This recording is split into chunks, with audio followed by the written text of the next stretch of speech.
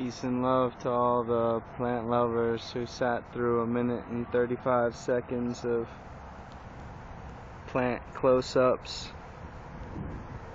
I just wanted to take a minute to introduce people to a really amazing plant that I'm just feeling a lot of gratitude for right now, and figured I would share that gratitude with the rest of the humans on the planet who are plugged into YouTube and interested in spending a moment learning about how we can grow more food and form a deeper relationship with the plants and the earth, and live in a way that's really not only sustainable but vibrant and vital. And so yeah, this plant is commonly called serviceberry or Saskatoon berry or June berry.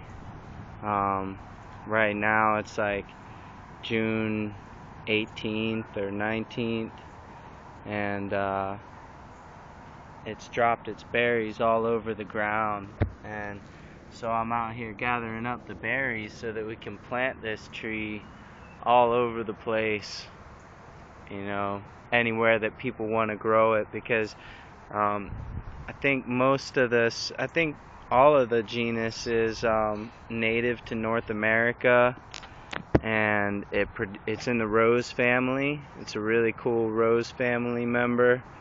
For those of you who don't know about getting behind the botany, it can be really beneficial to learn your plant families and get familiar with the families, because plants are a lot like people.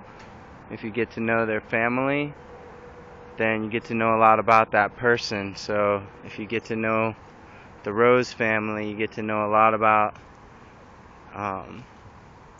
what's going on with this plant, because this is a plant that's edible and medicinal and perennial and ornamental, and it'll tolerate shade and it'll tolerate full sun. And I'm not too sure about the soil conditions, but you know, that could be for another video. But yeah, this is just a great plant, and all of these berries all over the ground, each of them has like 4 or 5 seeds in them. And that's another reason I was feeling really grateful for this plant right now. It's because it's a prime example of how easy it is for us to start building up systems that really support a thriving human experience for our whole species. You know, I'm gathering up, in that short little amount of time, there's like maybe a dozen berries in my hand, maybe 10 or so, and each of those has maybe 3 to 5 really viable seeds. And you know, out of those, let's say one of these turns into a tree. At least one of these is going to turn into a very vital, thriving tree, and hopefully many, many more than that. And each one of these little bushes here, you know, it's a pretty medium-sized shrub, so it's a good size for like a suburban front lawn. You know, like you could totally picture that all decked out with beautiful white flowers in the spring, and then really early berries in the summer that are delicious and really nutritious. They're dark purple, so that tells me that there's probably a lot of anthocyanins there, and so we can be producing, you know, high amounts. This is probably a superfood. I wouldn't be surprised if you looked up the nutrient profile on it or something, or if they did some research on it, they would probably find out that this is a superfood and has a lot of antioxidants. And I don't know, I don't know the details of this particular plant, but that would be my initial guess just from what I'm seeing here. And so we can grow tons and tons of this superfood in our front yards, you know, like I bet this is just what the birds and animals didn't get. That's just littered all over the ground. This is in a park, so I don't know how much wildlife activity they have out here with all the human traffic, but I'm sure that quite a few critters got to eating a lot of these. And I know that there's a few still sitting on the tree that are being a host for some kind of an insect that hopefully is a native. I don't really know enough about the insects, but I think it's really great when we see plants that promote native culture and really honor the bioregion that they're from and the history of the land.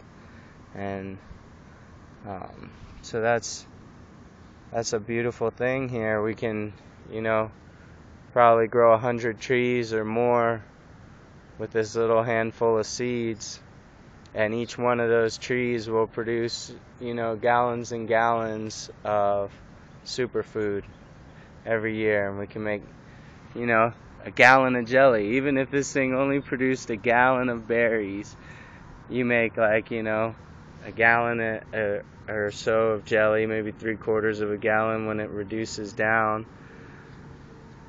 And you've got your own homemade jam, or you could make wine out of it. And I'm sure the bark and leaves have some medicinal qualities. A lot of the rose family members are astringent, but like I said, I'm just getting to know this plant. I just met this plant like less than a month ago. This very same plant. This is yet another reason why I was feeling gratitude for it. It's because I got to meet this plant just randomly walking by, and came out here for some free concert, and I'd never seen it before.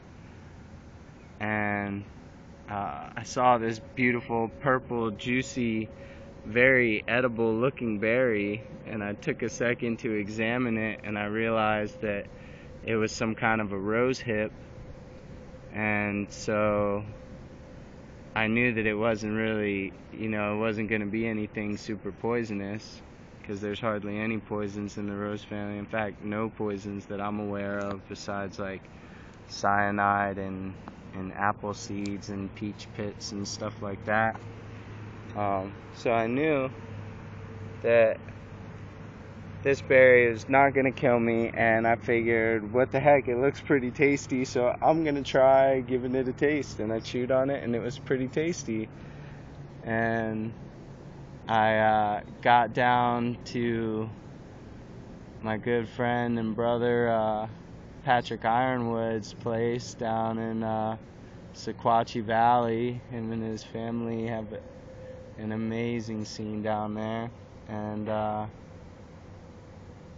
really honored to get personally introduced by Patrick to the great service berry that I'd heard so much about.